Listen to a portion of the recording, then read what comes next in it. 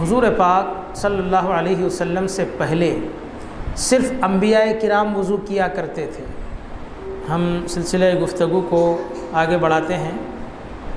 سب سے پہلے تو ہم اس بات کو اچھی طرح جان لیں،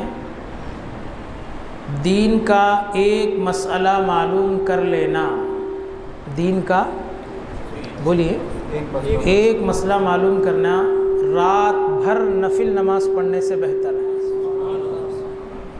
اب آپ کہیں گے کہ بھئی اتنی بڑی فضیلت کیوں حاصل ہے اس کو؟ اس وجہ سے کہ مسئلہ معلوم کر لیں گے، نماز پڑھیں گے رات بھر نفل نماز، تو آپ کو فائدہ ہوگا، یہ آپ کے نامہ اعمال میں جائے گا، اور ایک شریعت کا مسئلہ معلوم کر لیں گے تو ایک نسل کو اس سے فائدہ ہوگا۔ تو اس اعتبار سے اسلام نے تعلیم کی اہمیت پر بہت زیادہ تاکید کی ہے اور بہت زیادہ لوگوں کو ترغیب دی ہے کہ تعلیم کی طرف آئیں، خصوصاً فقہ۔ یہ تو نبی کریم صلی اللہ علیہ وسلم نے اس کی بہت تعریف فرمائی ہے، اور اللہ تعالیٰ نے قرآن مجید میں فرمایا فَلْيَتَفَقَّهُوا فِي الدِّينِ، دین میں سمجھ بوجھ حاصل کرو۔ تو سمجھ بوجھ حاصل کرنے کا مطلب یہ ہے کہ معلوم ہوگا تو اس کا فائدہ معلوم ہوگا، اس کا نقصان معلوم ہوگا تو طبیعت عمل کی طرف راغب ہوگی، ورنہ ایک زمانے سے جیسا چلا آ رہا ہے ویسے ہی چلا آئے گا اور سب باتیں ختم بھی ہو جائے گی۔ ایسا نہیں ہے۔ امت مسلمہ کو علم حاصل کرنا فرض ہے۔ فرمایا طلب العلم فریضۃ علی کل مسلم، ہر مسلمان کو علم حاصل کرنا فرض ہے۔ اب کتنا علم حاصل کرنا فرض ہے؟ ہر آدمی امام ہو جائے، ہر آدمی مفتی ہو جائے، عالم ہو جائے، حافظ قرآن ہو جائے، یہ ضروری نہیں ہے، لیکن اتنا علم حاصل کرنا ہر ایک کے لیے ضروری ہے جس سے کہ اس کے عبادات صحیح ہوتے ہوں۔ اگر وہ تاجر ہے، کاروبار صحیح ہوتے ہوں، اور اگر وہ کسی بھی شعبے سے تعلق رکھتا ہے تو اس شعبے میں جتنے معلومات اس کے لیے ہونی چاہیے اتنا علم حاصل کرنا ہر ایک پر فرض ہے۔ تو اسی فرض علم حاصل کرنے کے لیے ہم یہاں جمع ہیں۔ تو آئیے، گزشتہ ہم نے غسل کے بارے میں آپ سے کچھ باتیں کی تھی کہ غسل میں 3 فرائض ہیں۔ پہلا فرض 3 بار غرارے کے ساتھ کلی کرنا، اور دوسرا فرض 3 بار نرم گوشت تک پانی چڑھانا، اور تیسرا فرض سارے بدن پر پانی بہانا۔ یہ فرائض تھے، اور دل ہی دل میں پاک ہونے کی نیت کر لینا، اس سے آدمی کا غسل ہو جائے گا، عورت کا بھی غسل ہو جائے گا، چاہے وہ کسی بھی قسم کا غسل ہو۔ یہ 3 کام کر لے اور دن میں پاک ہونے کا ارادہ کر لے، اور کوئی دعا، کوئی عربی، کوئی کاغذ ساتھ نہ لے جائے، بس غسل ہو جائے گا، غسل ہو جائے گا۔ اب اس کے بعد دوسرا نمبر آتا ہے وضو کا۔ غسل مکمل پاکیزگی ہے، وضو آدمی پاک رہنے کے باوجود جو پاکی حاصل کرتا ہے وہ ہے وضو، اور یہ نماز کے لیے اور ہمیشہ باوضو رہنے کے لیے یہ بہت ضروری ہے۔ پہلے تو آپ یہ سمجھ لیں کہ وضو حضور پاک صلی اللہ علیہ وسلم سے پہلے صرف انبیاء کرام وضو کیا کرتے تھے۔ امت کو جب وضو کی ضرورت ہوتی تھی تو وضو نہیں، امت کے لیے وضو تھا ہی نہیں، غسل تھا۔ کیا تھا؟ جب بھی بے وضو ہو جائے، طہارت کو جائے، ضرورت کو جائے، کچھ بھی کریں، امت کیا کرنا ہوتا تھا؟ غسل۔ وضو کون کر سکتے تھے؟ صرف نبی کر سکتے تھے۔ لیکن اللہ نے ہم کو ہمارے نبی صلی اللہ علیہ وسلم کی بدولت وہ کام عطا فرمایا جو سابق میں نبی کرتے تھے، اس نبی کی امت بھی کرے گی۔ تو یہ بہت بڑی شرف اور بزرگی کی بات ہے۔ سابق میں کیا ہوتا تھا؟ نبی جس مقام پہ ہیں، پوری امت جو ان کو مانتی ہے، وہ اس نبی کے مقام پر جہاں ہیں وہاں جانا، نماز پڑھنا، آنا، جہاں چاہیں وہاں نہیں پڑھ سکتے تھے، نبی کے مقام پہ جانا۔ لیکن اللہ نے ہمارے نبی محمد مصطفیٰ صلی اللہ علیہ وسلم کی بدولت یہ حکم دیا میری امت کے لیے ساری زمین کو مسجد بنا دی گئی ہے، جہاں چاہے وہ نماز پڑھ سکتے ہیں۔ نبی کے پاس آنا ضروری نہیں، جہاں چاہے جدھر وہ ٹھہر جائے وہ اس کے لیے مسجد ہے۔ تو بہت سے ایسی خصوصیات ہیں جو اللہ تعالیٰ نے سابق میں نبیوں کو دیا تھا، وہ اللہ تعالیٰ نے اس امت کو عطا فرمایا ہے۔ یہ کس کی وجہ سے ہے؟ حضور پاک صلی اللہ علیہ وسلم کی وجہ سے ہے۔ تو وضو، اصل میں وضو کیا چیز ہے معلوم ہے؟ وضو کے معنی چمک دمک، وضو کے معنی عربی میں کیا ہے؟ چمک دمک۔ ہوا یہ کہ آدم علیہ السلام سے لے کر عیسیٰ علیہ السلام تک لگ بھگ 1,24,000 انبیاء اور رسول۔ اچھا، ایک فرق میں آپ کو یہاں پر بتا دوں، نبی اور رسول میں فرق ہے، نبی اور رسول میں فرق ہے۔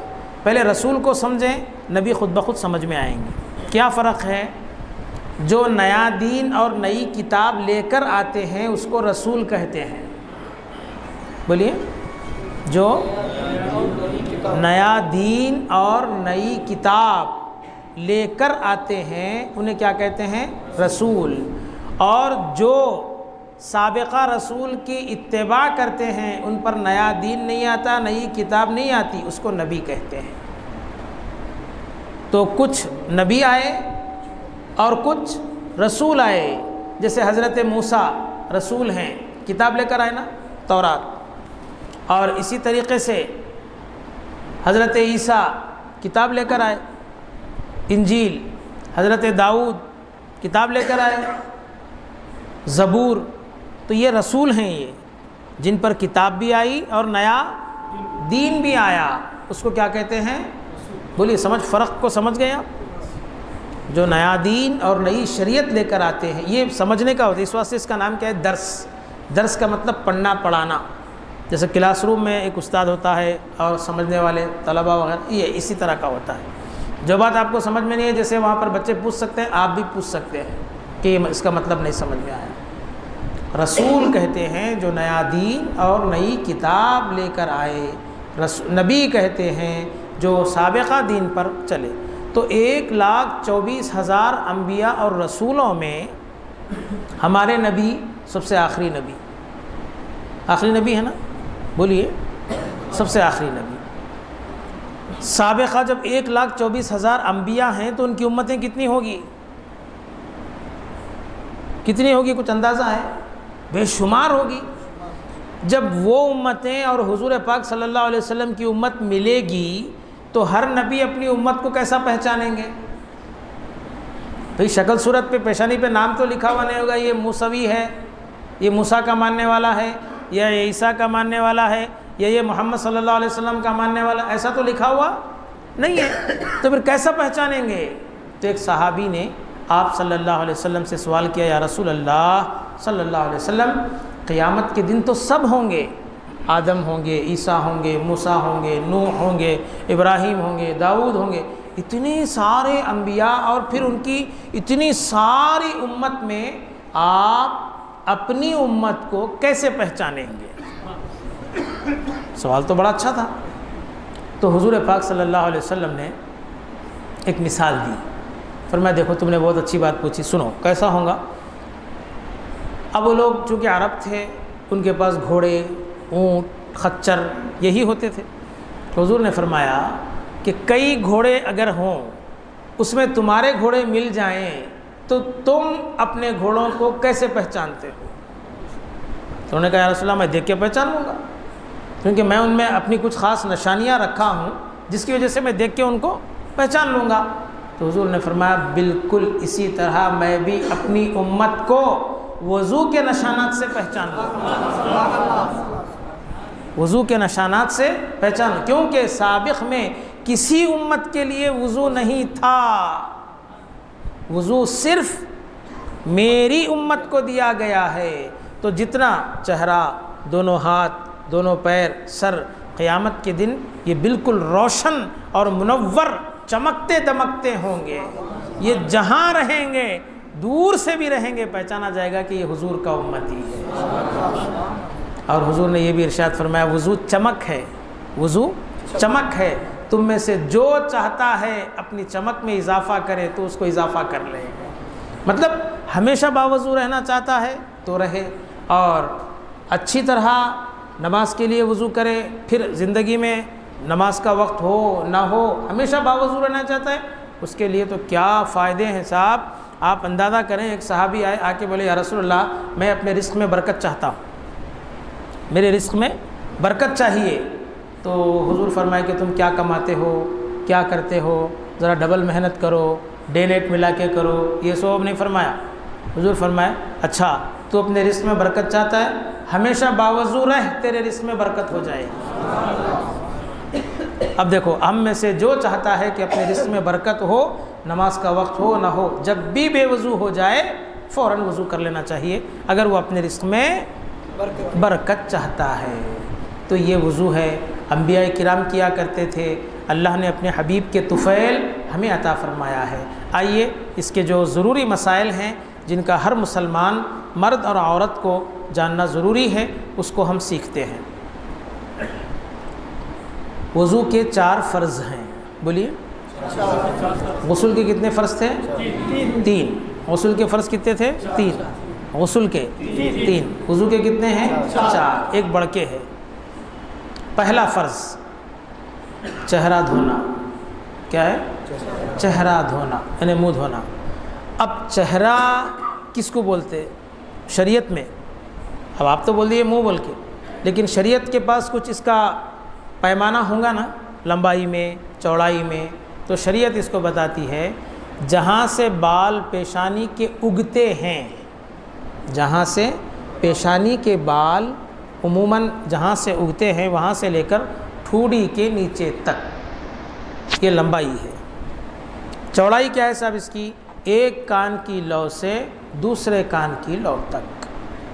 یہ کان دھونے میں داخل نہیں ہے. کیوں؟ کان کا تعلق سر سے ہے. سر کو کیا کرتے؟ مسح کرتے. تو کانوں کو بھی کیا کریں گے؟ مسح کریں گے. اگرچہ کہ یہ چہرے میں ہے لیکن اس کا پورا تعلق کان سر سے ہے. حدیث شریف میں ہے الاذنان من الراس، کان سر سے ہیں. تو اسی لیے سر کا جو حکم ہے کانوں کا بھی وہی حکم ہے. تو یہ اب آپ بولیں گے مجھے وضو تو پہلے ہاتھاں دھوتے کلی کرتے، یہ سنتیں ہیں. یہ کیا ہے؟ سنتیں. اب آپ کو یہ معلوم ہونا ضروری ہے فرض کسے بولتے، سنت کس کو بولتے. جب سیکھنے کے لیے بیٹھے ہیں تو پوری طریقے سے سیکھنا چاہیے. سنیے، فرض کسے کہتے ہیں؟ جو کام کرنے کا اللہ نے قرآن میں حکم دیا ہے وہ فرض. جو کام کرنے کا اللہ نے حکم دیا ہے یہ کرو تو اس کو کیا کہتے ہیں؟ فرض. اور جس کام کو رسول اللہ صلی اللہ علیہ وسلم نے کیا ہو یا کرنے کا حکم دیا ہو یہ سنت. سمجھے؟ جس کام کے کرنے کا رسول اللہ صلی اللہ علیہ وسلم نے حکم دیا ہو یا بذات خود آپ صلی اللہ علیہ وسلم نے کیا ہو اس کو کیا کہتے ہیں صاحب؟ سنت. تو فرض اور سنت میں فرق معلوم ہو گیا. اچھا، اس کے علاوہ اور ایک چیز ہوتی ہے، وہ ہوتا ہے مستحب. وہ کیا ہوتا ہے؟ مستحب. کیا مطلب مستحب کا؟ مستحب کا مطلب ہوتا ہے اگر آپ یہ کام کریں گے تو ثواب ملے گا. آپشنل میں ہے یہ. اگر آپ کریں گے تو ثواب ملے گا، نہیں کریں گے تو کوئی گناہ نہیں ہوگا. جیسے اب آپ بولیں گے کہ کوئی اس کی مثال، تو سنیے اس کی مثال یہ ہے. آپ آئے مسجد میں، اقامت ہو رہی ہے. کیا ہو رہی ہے؟ آپ ٹھہرے ہوئے ہیں، زبردستی بیٹھنا نہیں. کیوں؟ اقامت میں حی علی الصلاۃ حی علی الفلاح پر کھڑے ہونا مستحب ہے. اگر کوئی آدمی پہلے سے کھڑا ہوا ہے اور اقامت ہو رہی ہے تو یہ گناہ نہیں ہے کیونکہ مستحب ہے.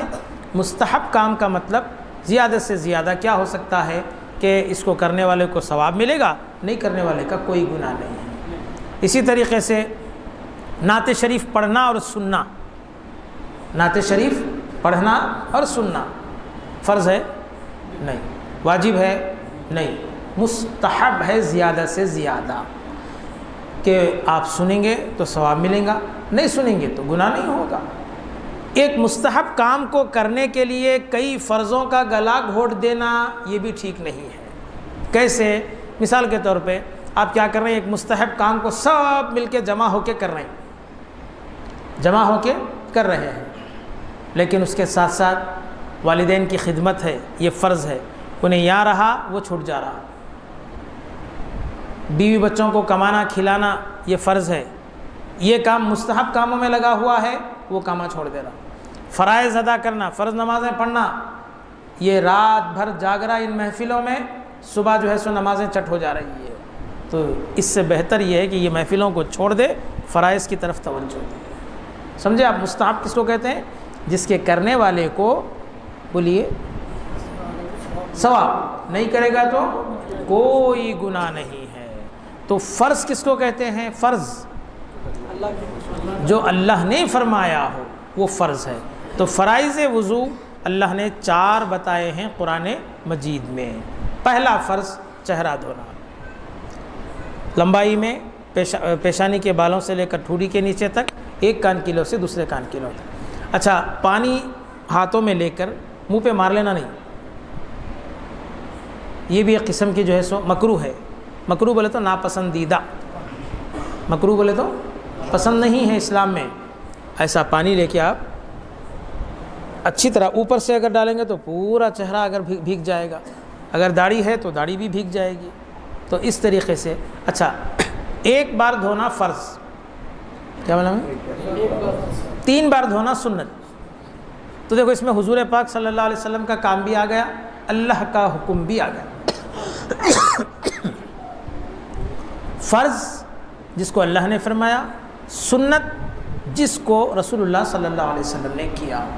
یہ ہمارا پورا وضو کا بیان جب ختم ہو جائے گا، آپ ہم سب وضو خانے کو جائیں گے، جا کر پریکٹیکلی طور پر وضو کریں گے، ٹھیک ہے؟ پہلے یہ سیکھ لیں گے، سیکھنے کے بعد کیا کیا کرنا ہے اس میں وہ ساری چیزیں ہم دیکھ لیں گے۔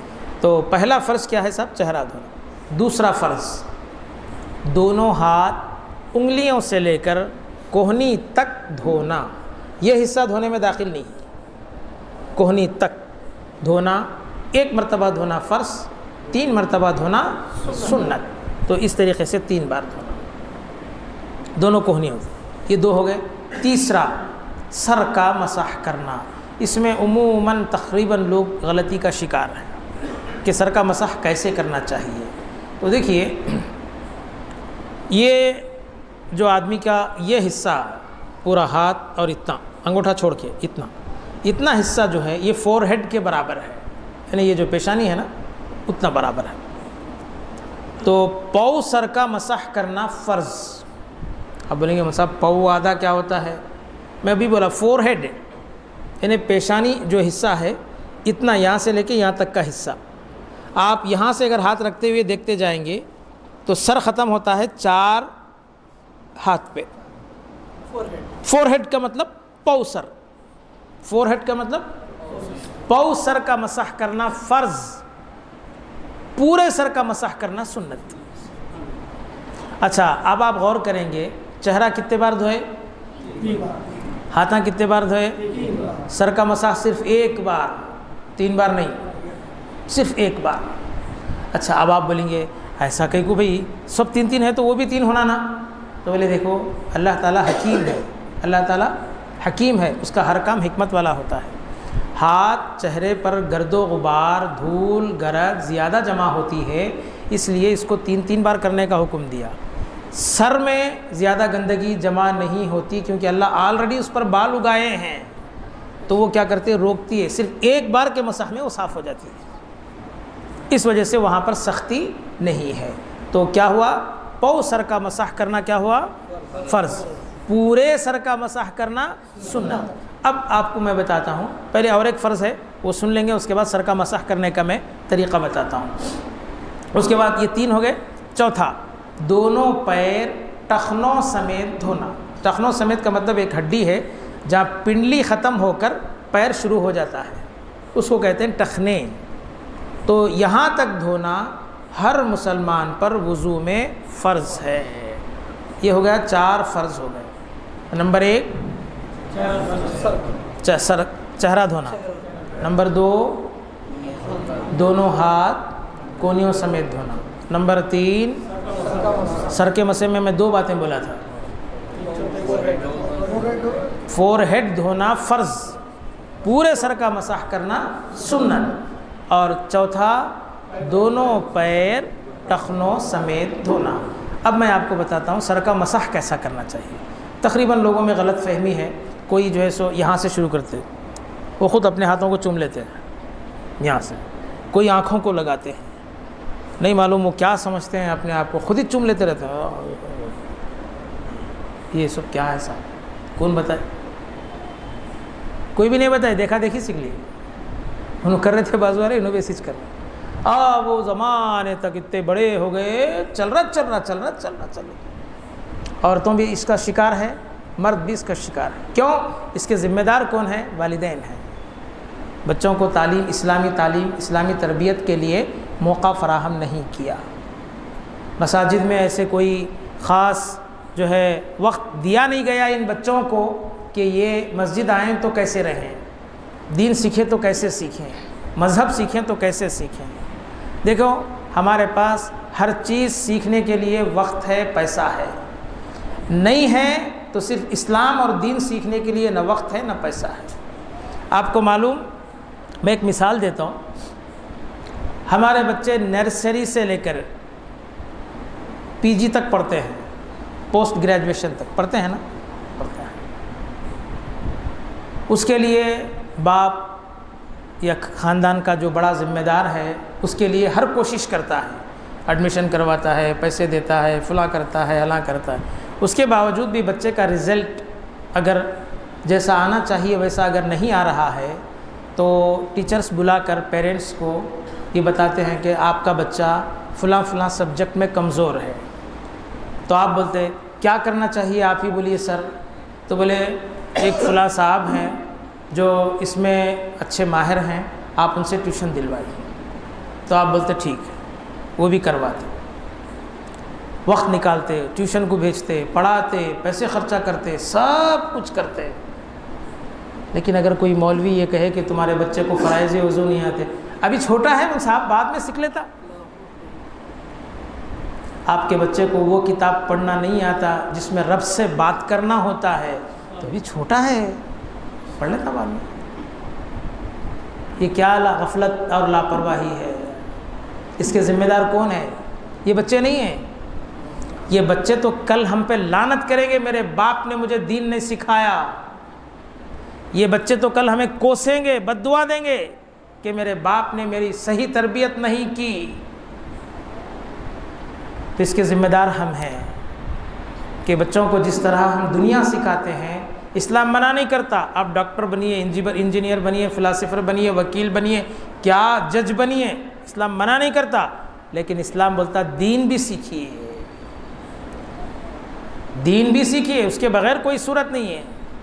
اچھا، اتنا کچھ کرنے کے باوجود بھی ہمارے بچوں کو 4 خلفائے راشدین کے نام صحیح نہیں معلوم. اس کے ذمہ دار کون ہیں؟ ہم. جب ان کو خلفائے راشدین نہیں معلوم، صحابہ نہیں معلوم، تابعین نہیں معلوم، اور کیا کہتے ہیں عشرہ مبشرہ، وہ 10 صحابہ جن کو حضور جنت ہی میں دنیا ہی میں جنت کی بشارت، یہ سب نہیں معلوم ہمارے بچوں کو. کیوں؟ ایسا موقع کبھی آیا نہیں. برخلاف اس کے کسی سنگر کے بارے میں، کسی کرکٹر کے بارے میں بولیے، ان کتنے میچاں کھیلا، کیا کیا کرا، سب بول دیتے ہمارے بچے.